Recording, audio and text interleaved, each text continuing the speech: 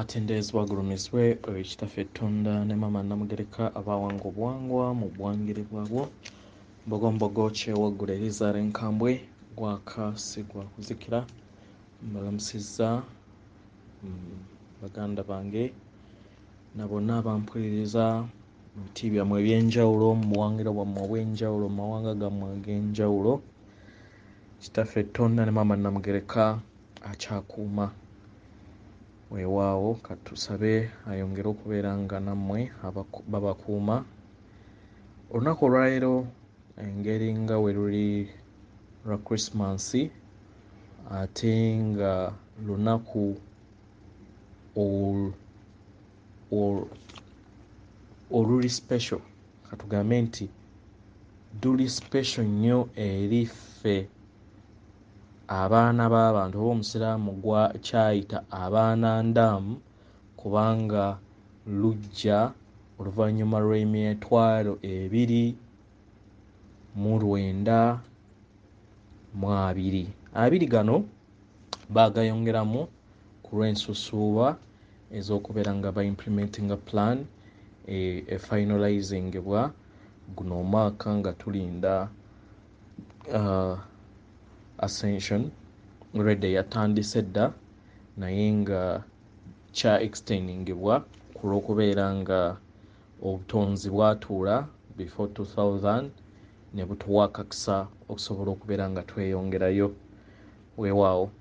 So engeri nga we luli olunaku oluli special oba olw'enjawulo eri ffe, njagala nsobole okubeera nga nkulambululira era naawe osalewo nga ggwe mu bwakatonda bwo kiki ky'ozzaako. Ekisooka mu byonna, olwaleero ge mazaalibwa ga Kristo, naye Kristo omumanyi ye ki? Era omanyi ekigambo Kristo kye kitegeeza? Kigambo Kristo kigambo kya Lugereeke naye nga kitegeeza oil.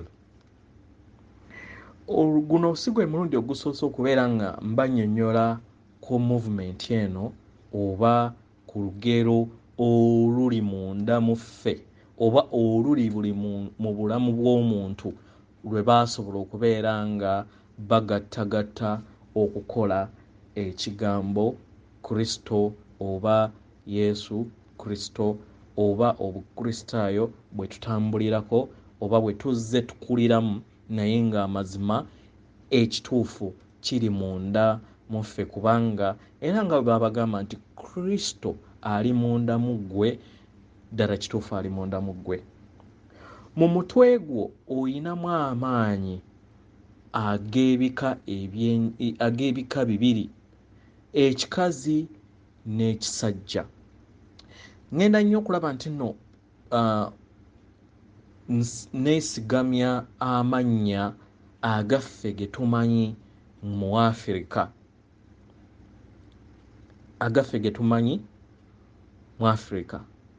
ge ngenda okubeera nga neesigamyako olugero luno nga bwenkompeyalinga ne biki bye baasobola okubeera nga batutegeeza era bye tuzze tukola tuwulira. Mu mutwe mubeeramu amaanyi ga mirundi ebiri, ag'ekikazi n'ag'ekisajja.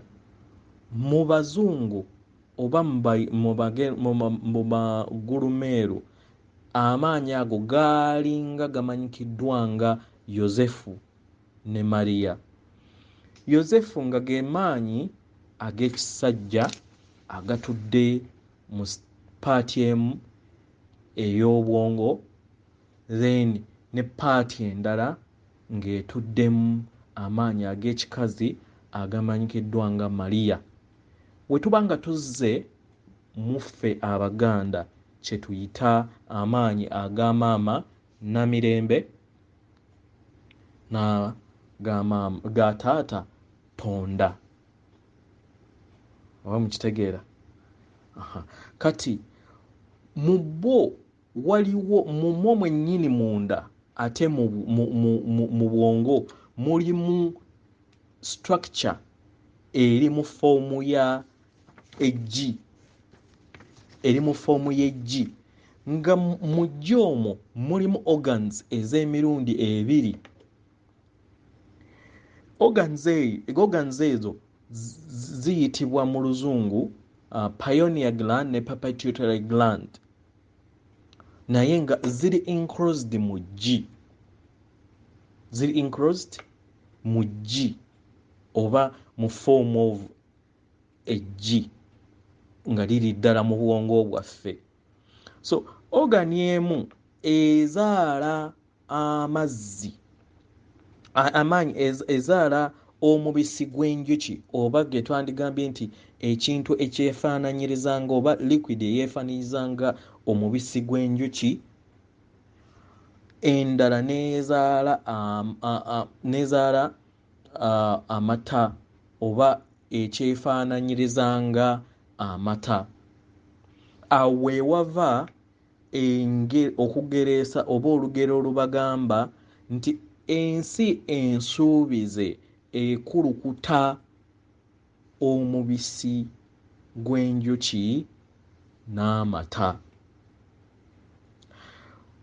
We gamala gatambula nga tegannaba kwegatta, gakolebwa organs bbiri, then we gabeera nga gamaze okukolebwa, gatambula ne gayita mu magumba ag'enkizi 33. We gatuuka ku bbunwe.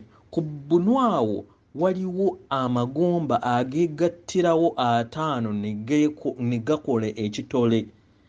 We gatuuka awo ku bbunwe wakati w'amagulu, kitegera kye bayita mu luzungu kye bayita solar plexus. Awo we gegattira nga gavudde eri. So we gegatta gakola liquid emanyikiddwa nga crystal oil.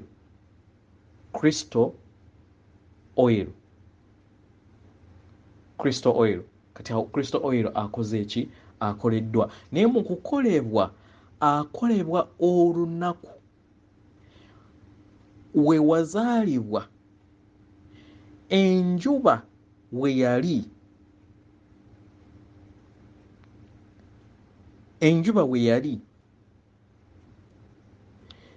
then ku birthday yo era we yali nga yo yennyini we ya staginga, era nago we gaddamu ne gazaalibwa. Ekitegeeza nti gazaalibwa emirundi 12 omwaka. Gazaalibwa emirundi 12 omwaka. Kati gatandika okubeera nga gatandika process. Ndowooza mulaba Kristo yawangaala emyaka emeka, oba gwe baba bagamba omununuzi yawangaala emyaka emeka? Yawangaala emyaka 33. Ge vertebrae ziri ze zayiseeko, kati addamu akola olugendo. Wakola olugendo, w'obeera nga gazaaliddwa mu bbunwe awo, waliwo ekimanyikiddwa nga Adamu, omuzungu kyayita Adamu, ffe mu Buganda kye twandiyise kintu. Ekigambo kintu kye kimu ne Adamu. Ezo zibeera centers eziri mu mubiri, era nga ffe ng'abalya emmere tuyina centers 6 ezivibratinga oba ezikuba amasannyalaze.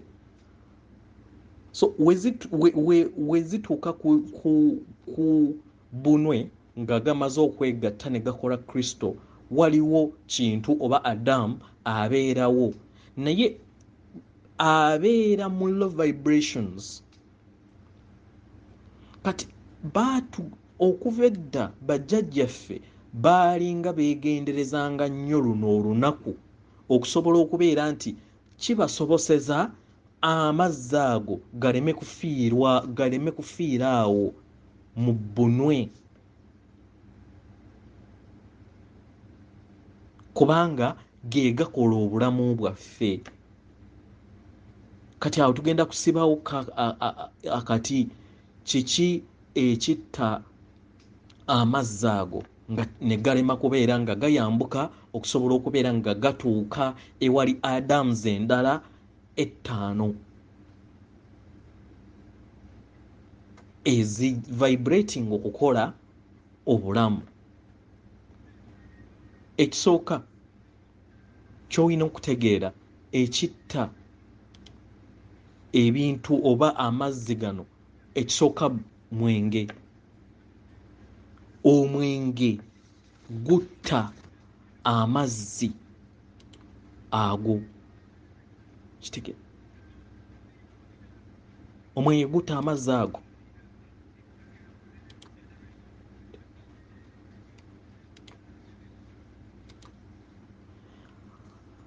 Omwenge gutta amazzi ago. Mu ngeri eyo gwe kennyini weekendeeza ku bulamu bwo, kubanga towadde chance mazzi gano kusobola okubeera nga gatuuka ku levels eza waggulu, gasobola okubeera nga gavibratinga. Kitegeera? So omulabe waffe ye yakola atya? Ya making sure nti nno mpromotinze ntya birthday. Wenji promoting a birthday, ba celebrating, banywe, bagangayire,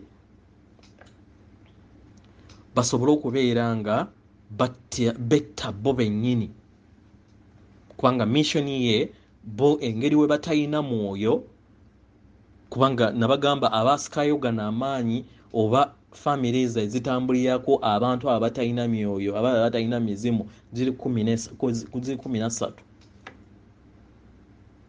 Tukoze tutya okulaba nti no tupromotinga birthday, then basobole okubeera nga banywa omwenge bo bennyini, amazzi ago bagettire. Ekitegeeza nti birthday nga ffe abalya mmere tuyina okubeera nga tugitwala ng'ekyatika, okwewala okutta amazzi gano, era nga kitwala ennaku 3. So kyandibadde kyadvisingibwa nnyo mu birthday yo ennaku 3 weesonyiwa omwenge, ezisigadde osobola okukola ki? Naye markinga nga w'obeera nga wazaalibwa 12, manyanga nti nno nga 12 paka 15 tekibeera nti nno just birthday y'omwezi gumu, naye buli mwezi waliwo ennaku 3 ezirina okubeera nga tuzikuumanga bwerinde,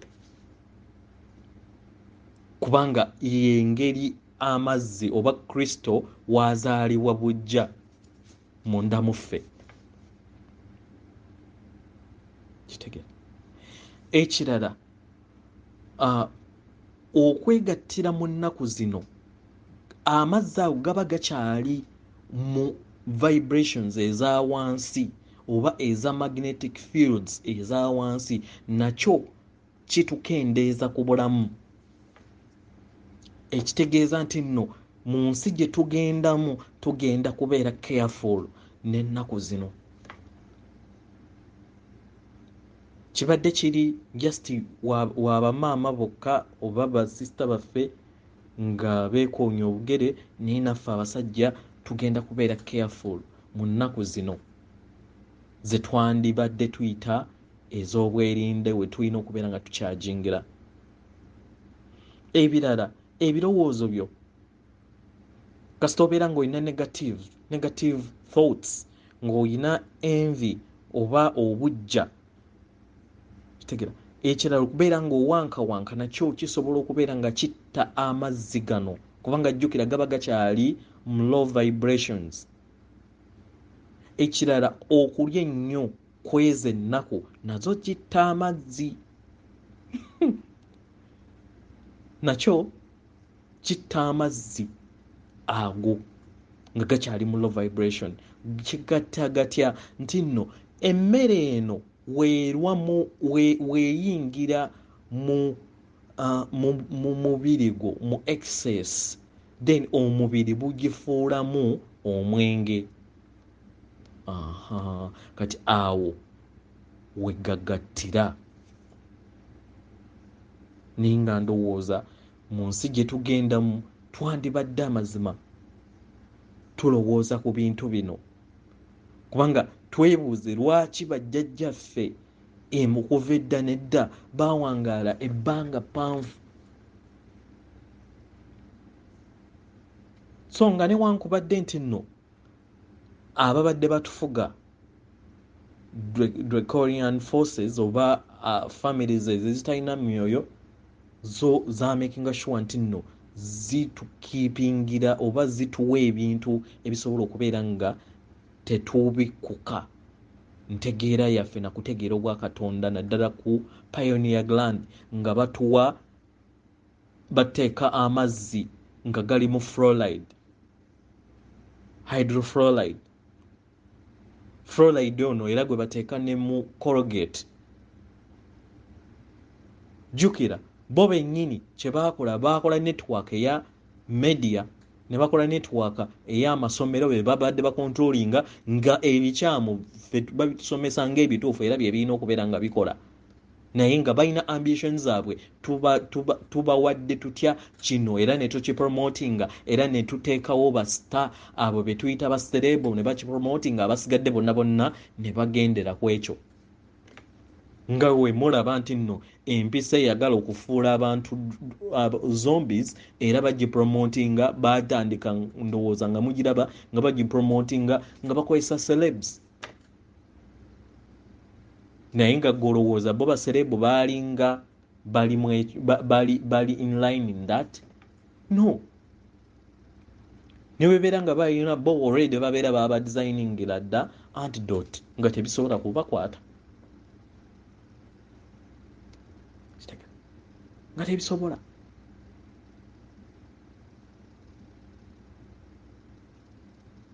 So gano amazzi we gabeera nga gavudde awo, then gagenda nga gayambuka. Kati awo mu kwambuka gatandika okufuna vibration oba kye tuyita magnetic field, kubanga ffe tuli hologram eyambadde a light body oba kye tuyita omuzimu kitangaala.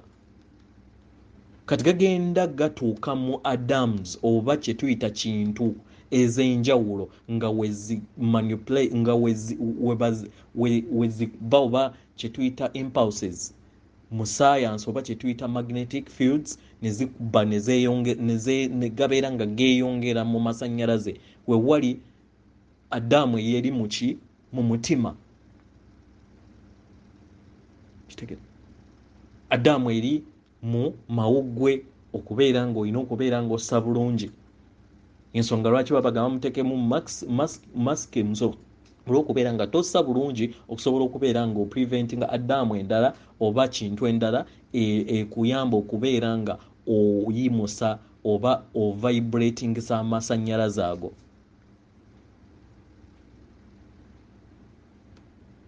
Kitegere paka we gakola ki? We galinnya ne gatuuka ne gayita ku kamiro oba adamu ey'okukamiro oba kintu ey'okukamiro nayo ne vibratinga ne gagenda ne gatuuka back ewa maama waago ne taata waago, gazzeeyo awo mu mutwe. Kati we gaddayo mu mutwe gatuuka ewali nerves ennyingi kye bayita crucifixion oba kye bayita okufa kwa Kristo. Okufa kwa Kristo kitegeeza nti amasannyalaze gano mu magnetic field kitegeeza nti gakubisibwamu emirundi 100, gakubisibwamu emirundi 100 then ne gadistributingibwa mu mubiri. Kudistributinga mu mubiri then n'obeera ng'oli energetic.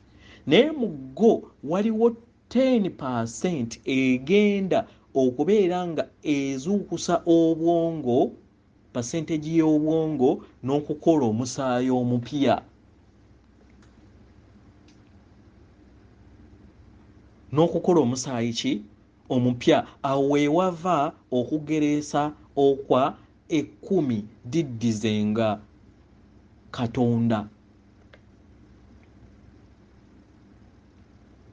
10% ey'amazzi eyo egenda okukola ku kuzuukusa dormant cells ez'obwongo, then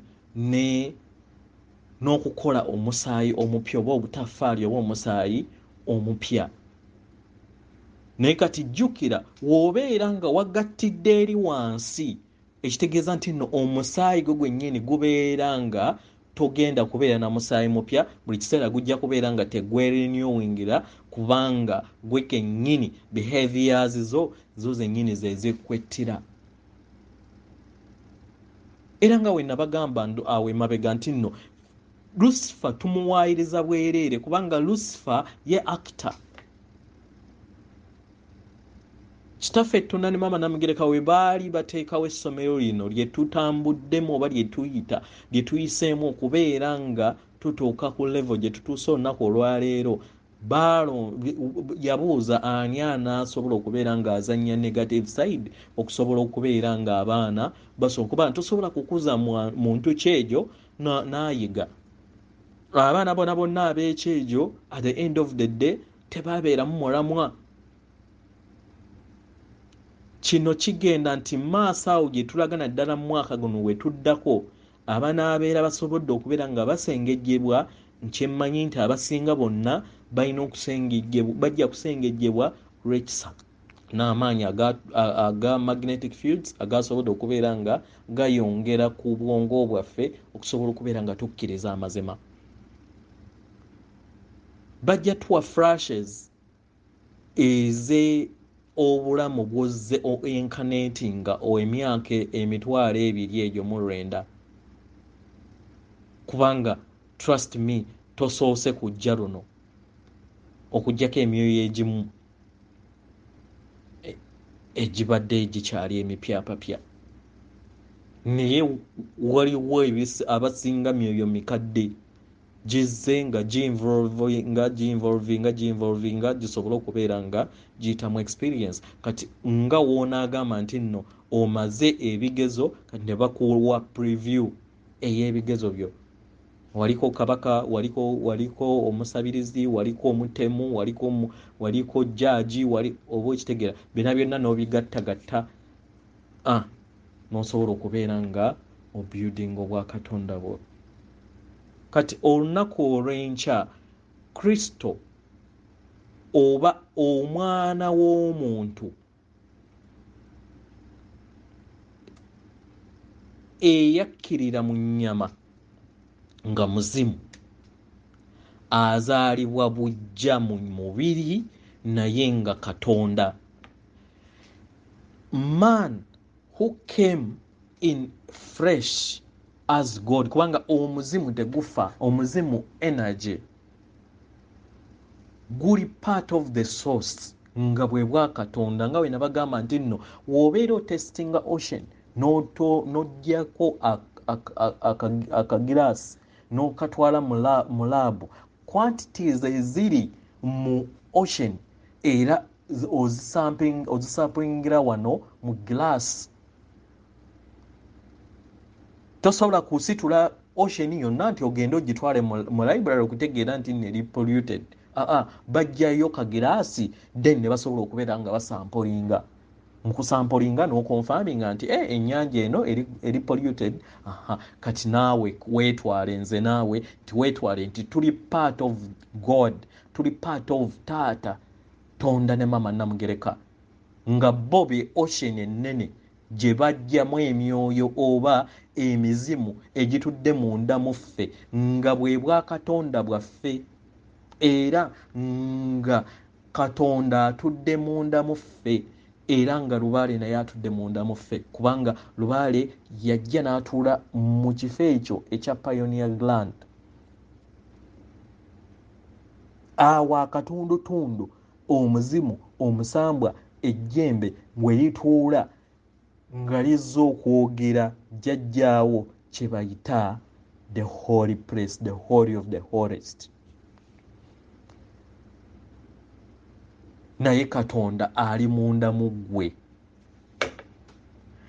nga omuliro ogwo oba atmosphere eyo ey'obwakatonda ng'etudde mu mutima. Ensonga lwaki amakyusa gatujja mu mind then ne gatuzza mu mutima, omutima nga gwe bayita okwagala. Ensonga lwaki ne mu normal life ogamba yamenya omutima, kubanga omutima mwe mutudde okwagala, nga mwe mutudde poto ey'okwagala. Kitegera Eden y'omubiri gw'omuntu. Tewaliyo muntu ali tewaliyo kifo kiri specific ekimanyikiddwa nga Edeni. Edeni ye ggwe nze naawe, kubanga process yonna ekola obwakatonda eri munda mu ggwe.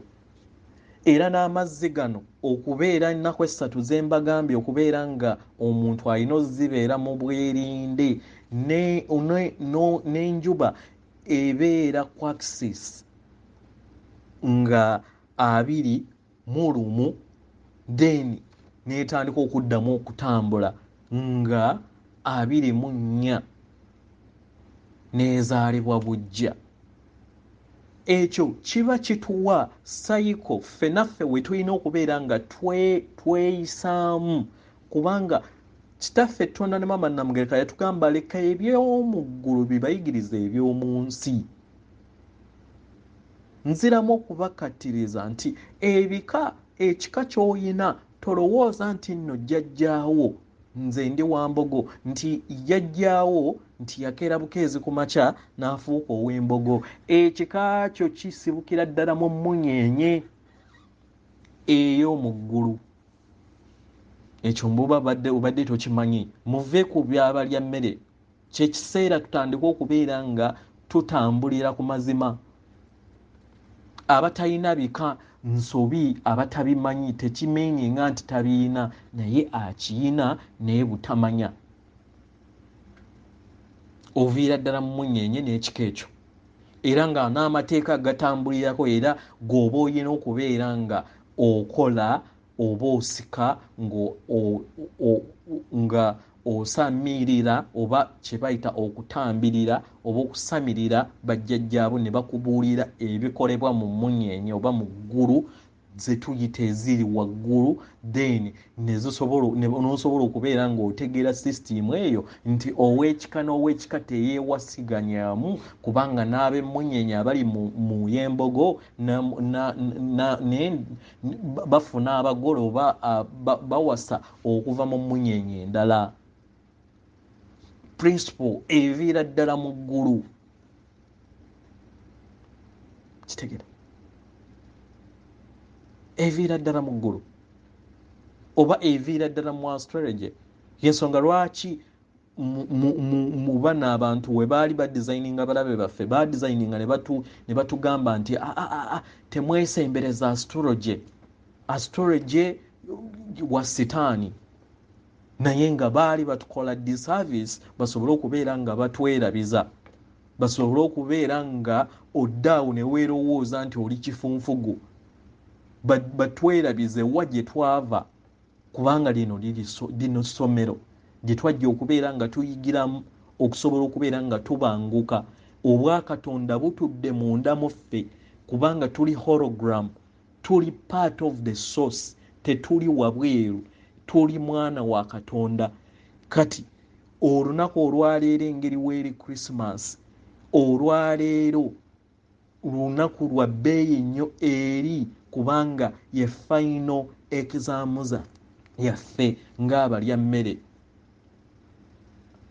Kitegera Kristo oyo atambulira mu ggwe, then noono gwe baatuweereza ow'obutonzi ne yeegatta n'ali munda mu ffe, then ne bakola ekitangaala ekiri munda mu ffe, naye tasobola kuzaalibwa bujjo kuddiza obwakatonda bo after the test of ey'emitwalo 29 nga tokkiriza.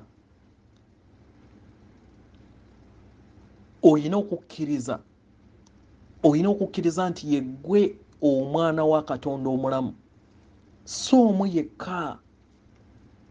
Si kye yajja okusomesa baabikyusa bukyusa, yajja atutegeeze nti tuli baana ba Katonda omulamu, taata Tonda ne maama Namugereka. Tuzaalibwe bujja tuddizibwe, kubanga amaanyi ag'ekizikiza go gaatukyayisa nti buli muntu kinnoomu ali akola ebintu ebirya bunomo oba ebitali nti oyo mulogo. Kitegera.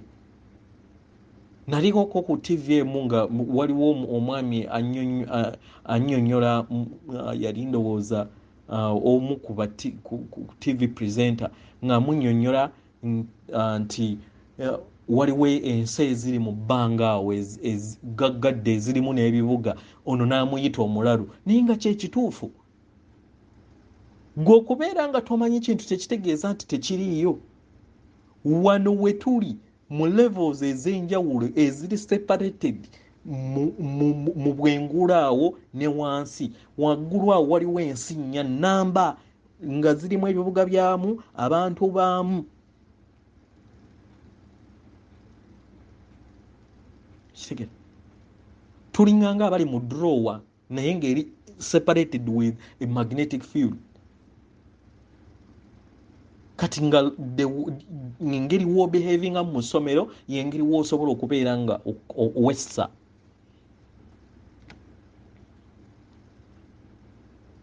So yamuyita mulalu n'amugamba nti nno otegeera bulungi, naye nga kyekituufu waliwo ensi nnya nnamba waggulu awo nga ziri totally separated, era nga abeera tamanyi byama ebyo tasobola kubeera nga accessinga, kubanga ziri it's just a matter of portal then n'ogenda mu nsi endala.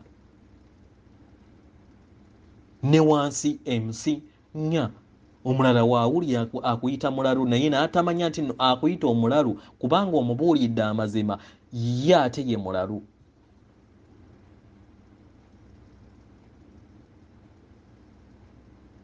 Ensi myaliriro. Ne engeri corrective ya level ey'ebitonde oba abatonzi ababeera batuddeko, engeri gye-behaving y'engeri gye bassaamu amasannyalaze gaabwe n'okusobola okubeera nga bo bennyini basobola katugambe okwekkattira then ne betta, then ziri ensi ezibadde zeeyisa obulungi nezisobola okubeera nga zisigalawo. It is very possible.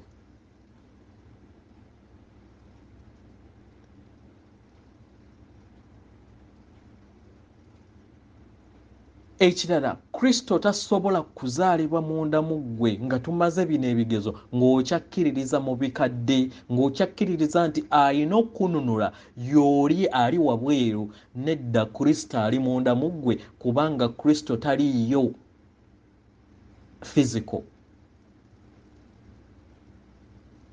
Taliiyo. Wasswa oba Yesu oba yajja just kubalaga ate b'abantu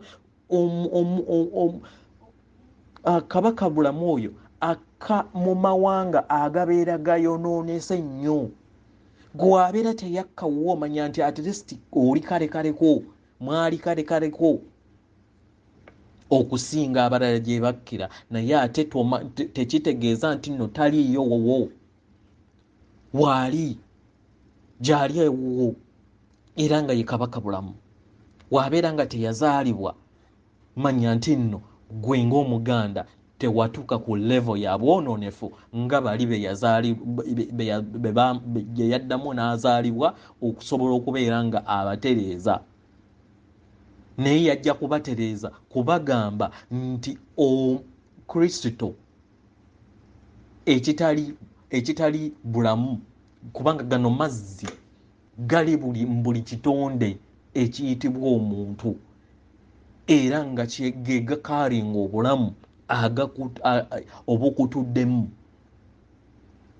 So tegasobola kuvibrate nga tegasobola kuddiza bwa katonda bwo nga totadde bya mabega, nga totadde bulimba, nga totadde dimensions ebyobulimbe ebya dimensions ezokusatu. Ate era oyina kwatula n'akamwako n'ogamba nti nkomyewo taata ne maama ali munda mu nze, nkomyewo nzikiriza Kristo oddemu onzaale bujja, onzize mu bwakatonda bwange bwe navaamu, ekitangaala kye nalimu okuva mu lubereberye era ekitudde munda mu nze kyengabana mu bumu obwamaama ne taata abali munda mu nze, si wabweru. Ekikuseevinga kiri munda, si wabweru, era n'ekikwonoona kiva munda, kiva munda. Omuntu takususpectinga nti nno oli muvumi nga antunuulidde okubeera nga nvumye, omala kumuvuma oba kumuwemula n'agamba ampemudde, olengera nti kivudde munda. Kati naawe ekikuseevinga kiri munda. Weewaawo atenderezebwe, agulumizibwe oyo kitaffe Tonda ne Mama Namugereka abawanga obuwangwa buwangire bwabwe. Mpozi kyembadde njagala n'ekirala okwogera, waliwo we bagambira mu Bible nti Israel oba jjajja w'Abayudaaya yasisinkana Katonda bwenyi ku bwenyi. Pioneer gland eyo gye mbagamba etudde oba otusanyalaze, amasanyalaze ago bajjajja kwe batuula etudde mu bwenyi.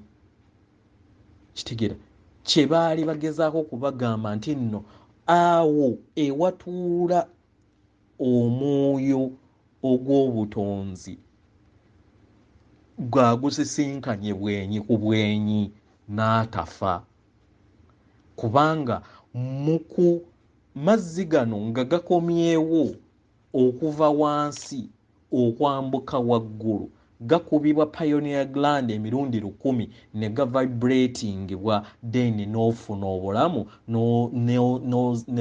ne bazaala ne gasoboseza okubeera nga obutafaali obw'omusaayi buzaalibwa bujja ne bukola ne repair eri obwongo bwo.